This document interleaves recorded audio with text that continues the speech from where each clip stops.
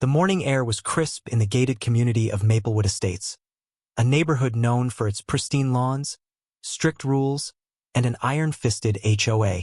At the center of it all was Marge Whitman, the HOA president, who treated the community like her personal kingdom. She enforced ridiculous rules.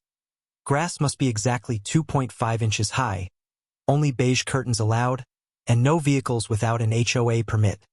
Not even emergency services.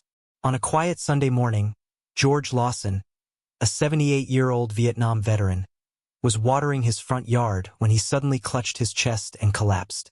His wife, Eleanor, screamed for help, and a neighbor, Sarah Jensen, rushed over. "He's having a heart attack. Call 911, Sarah yelled, already dialing the number. The ambulance arrived within minutes, sirens blaring. But as it reached the gated entrance of Maplewood Estates, 2 HOA security guards stepped in front of it, blocking its path. "Sorry, you can't enter without an HOA-issued permit," one of them said, arms crossed. The paramedics were stunned. "This is an emergency. A man's life is at stake." But the guards didn't budge. "Rules are rules," the second one added smugly. Inside the neighborhood, Eleanor sobbed, holding George's hand, as seconds turned into agonizing minutes. The paramedics pleaded over the radio, but the guards refused to let them through. After a full 7-minute delay, another resident, John Miller, a retired firefighter, stormed to the gate, screaming at the guards, "Move or I swear." Only then did they reluctantly let the ambulance through. By the time the paramedics reached George, he was barely breathing. They stabilized him and rushed him to the hospital. Doctors later said, had they arrived just a few minutes later, George wouldn't have made it. Word of the incident spread like wildfire. Residents were furious. The HOA's reckless decision had nearly cost a man his life. And for what? A permit requirement? Sarah Jensen took to social media, posting, "Breaking. The Maplewood HOA blocked an ambulance from saving a man's life. This could have been your father, your husband, your child. Enough is enough. Hashtag HOA Monsters, hashtag shut them down." The post went viral, reaching local news stations within hours. Reporters swarmed Maplewood Estates, demanding answers. When Mayor Daniel Carter saw the news, he was outraged. He had heard complaints about Maplewood's abusive HOA before. But this was criminal. The next morning, he made one decision. He was going to take them down. Mayor Daniel Carter sat in his office, rewatching the viral video of the blocked ambulance. His jaw tightened. This wasn't just HOA overreach, this was life or death. He picked up his phone and dialed his assistant. "Get me everything we have on the Maplewood Estates HOA. I want complaints, lawsuits, anything," he ordered. Within hours, a thick file landed on his desk. As he flipped through it, his anger grew. Years of abuse, unfair fines, intimidation, even past complaints about blocking delivery drivers and service vehicles. But the worst, this wasn't the first time they'd delayed emergency services. "This ends now," he muttered. Meanwhile, inside Maplewood Estates, HOA President Marge Whitman was panicking.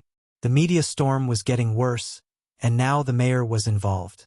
She called an emergency HOA board meeting in her lavish home.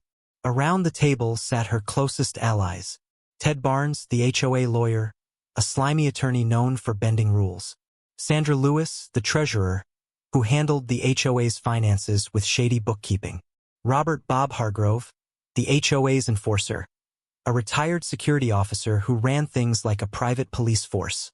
Marge slammed her hand on the table. "We are under attack. The media, the mayor. They want to destroy everything we've built." Bob shrugged. "We did what we had to. Rules are rules." "The mayor doesn't see it that way," Ted muttered, sliding his phone forward. "He's launching an official investigation." The room fell silent. Then Marge smirked. "Then we fight back." She laid out a plan. Intimidate witnesses. Residents who spoke out would receive threats of fines and eviction notices. Destroy evidence.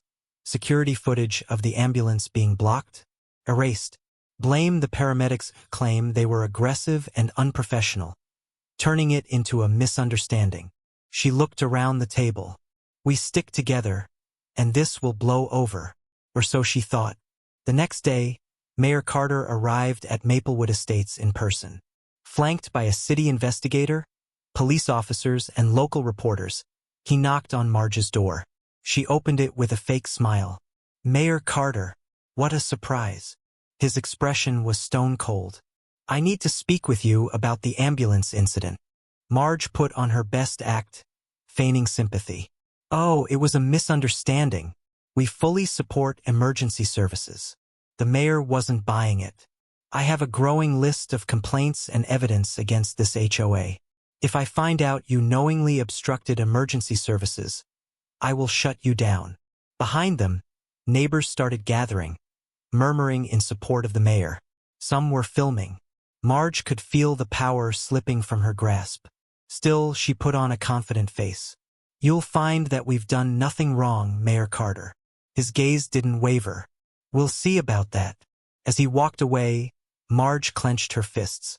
The mayor wanted a fight? He was going to get one. Mayor Carter wasted no time. He assigned Detective Lisa Monroe, a relentless investigator, to dig into Maplewood's HOA records. Within days, shocking revelations surfaced. Multiple complaints of intimidation tactics. Illegal fines issued without proper justification. Evidence of HOA funds being misused, with large amounts funneled into Marge's personal accounts. A deleted security footage file, which forensic experts partially recovered, showing the ambulance being physically blocked.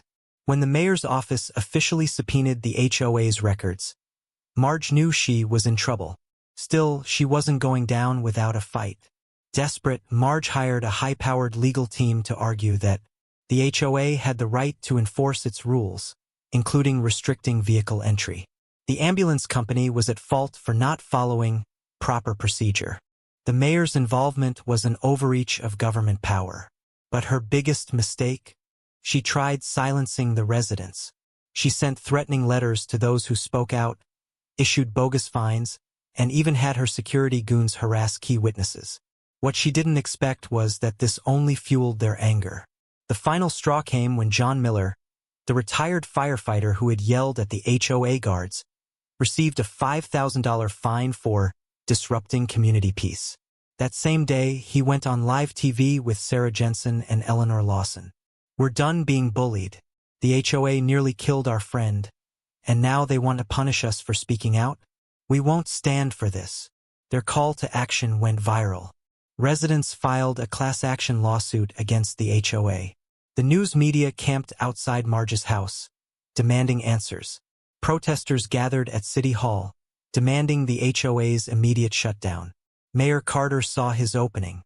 He called an emergency town hall meeting. The city's largest hall was packed. Residents, reporters, city officials, and even HOA board members. Mayor Carter took the stage.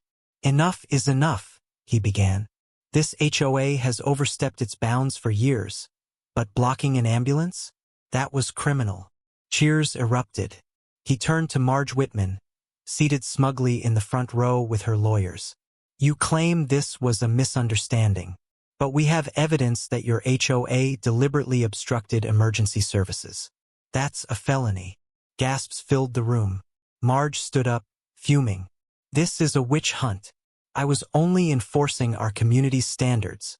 Mayor Carter held up a document. This is a cease and desist order against your HOA. Effective immediately, Maplewood Estates is under city control until further legal action. The room exploded in cheers. Marge went pale. Then, a police officer approached her. Margaret Whitman, you're under arrest for obstruction of emergency services and financial fraud. As handcuffs clicked around her wrists, the residents cheered louder than ever. Justice was finally being served. The fall of Maplewood's HOA. With Marge Whitman in police custody, the rest of the HOA board collapsed like a house of cards. Ted Barnes, the HOA's lawyer, was disbarred for his role in covering up evidence. Sandra Lewis, the treasurer, flipped on Marge in exchange for a reduced sentence, exposing years of embezzlement. Bob Hargrove, the HOA's enforcer, faced multiple charges for harassment and intimidation. Within a month, a judge officially dissolved the HOA, placing Maplewood Estates under city administration. Mayor Carter announced, "From this day forward, Maplewood Estates is free from HOA tyranny. No more unfair fines. No more abuse. This is your neighborhood again." The crowd erupted in applause. A week later, the community held a block party, their first without needing HOA approval. John Miller fired up his grill, serving barbecue to everyone.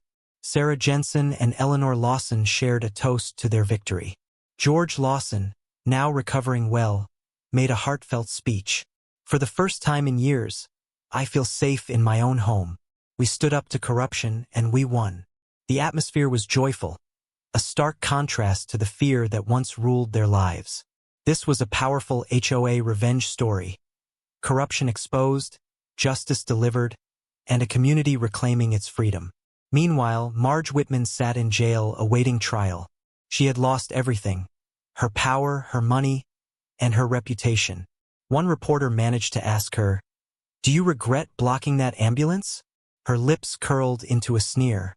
"I was just following the rules." She showed no remorse. But it didn't matter. The rules no longer protected her. Mayor Carter's final words. As the sun set over a free Maplewood Estates, Mayor Carter stood watching the celebration. His assistant asked, "Think another HOA will try this again?" He smirked.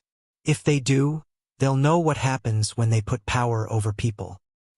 He turned and walked away, knowing justice had been served.